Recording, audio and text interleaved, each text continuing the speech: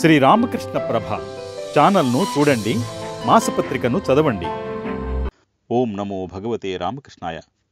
ఆధ్యాత్మిక జ్ఞానమే ఆయనకున్న ఆస్తి. సౌమ్యం, సాత్వికాల సమాహారం ఆయన ఆహార్యం. బాల్యం నుండి సాధు సాంగత్యం, శ్రీ రామకృష్ణ శారదా వివేకానందుల సాహిత్య ప్రభావం వల్లనేమో ఈ లక్షణాలు శ్రీ భద్రాచలం రామమూర్తికి అలవడ్డాయి. శ్రీకాకుళం జిల్లాలోని బుడితి అనే కుగ్రామంలో 1922 జనవరి 20న జన్మించిన ఆయనకు పాఠ్య పుస్తకాలతో పాటు శ్రీ రామకృష్ణుల వివేకానందుల సందేశం శిరోధార్యమైంది.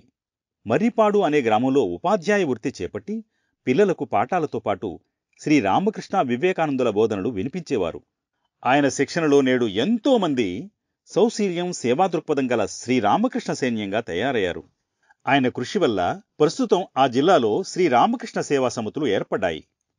ఏమాత్రం అక్షరజ్ఞానం లేని వారికి సైతం సరళమైన భాషలో మూర్తిత్రయ దివ్య బోధలను వినిపించేవారు.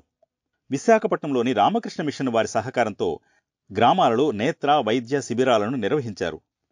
ఆయన ఎక్కడ పనిచేస్తే అక్కడి పరిసర ప్రాంతాలలో శ్రీరామకృష్ణుల వారి ఆధ్యాత్మిక పరిమళాలను వ్యాపింపచేసేవారు.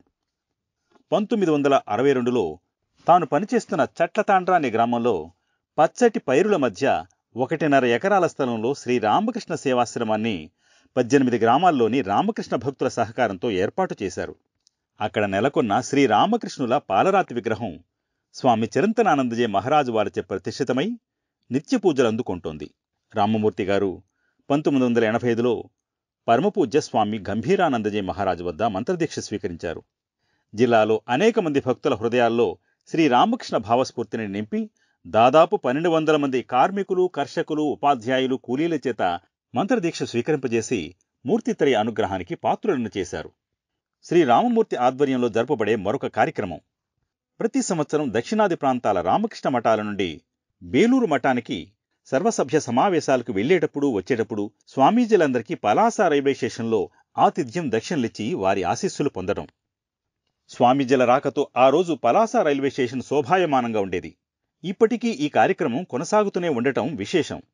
1997లో స్వామి వివేకానంద రథయాత్రను 20 గ్రామాల్లో దిగ్విజయంగా నిర్వహించారు. 2000వ సంవత్సరం జనవరి 22, 23 తేదీల్లో 9వ రాష్ట్ర స్థాయి రామకృష్ణ వివేకానంద భావ ప్రచార పరిషత్ భక్త సమ్మేళనం దిగ్విజయంగా నిర్వహించారు. ఇలా చెప్పుకుంటూ పోతే ఆయన ఆధ్వర్యంలో ఎన్నో కార్యక్రమాలు జరిగాయి. ఈ రోజు శ్రీకాకుళం జిల్లాలో ఒక పెద్ద రామకృష్ణ కుటుంబాన్ని తయారు చేసిన ధన్యజీవి ఆయన. ఆధ్యాత్మిక జ్ఞానమే అసలైన సంపద అని భావించిన శ్రీరామమూర్తి భోగభాగ్యాలను ఆశించకుండా అంతిమ కాలం వరకు పూరి గుడిసెలోనే జీవించిన సేవాతత్పరుడు. భగవాన్ శ్రీరామకృష్ణుల గృహస్థ శిష్యులైన మాస్టర్ మహాశయ్ శ్రీరామకృష్ణ కథామృతాన్ని మనందరికీ అందిస్తే, శ్రీకాకుళం జిల్లాలోని గ్రామీణులకు కథామృతాన్ని పంచిన మహాత్ముడు శ్రీరామమూర్తి మాస్టారు.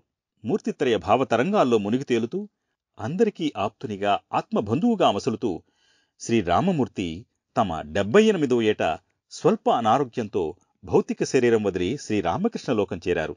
సరళమైన జీవితాన్ని ఆచరణలో చూపెట్టిన శ్రీరామమూర్తి మాస్టారు జీవితం అందరికీ ఆదర్శప్రాయం.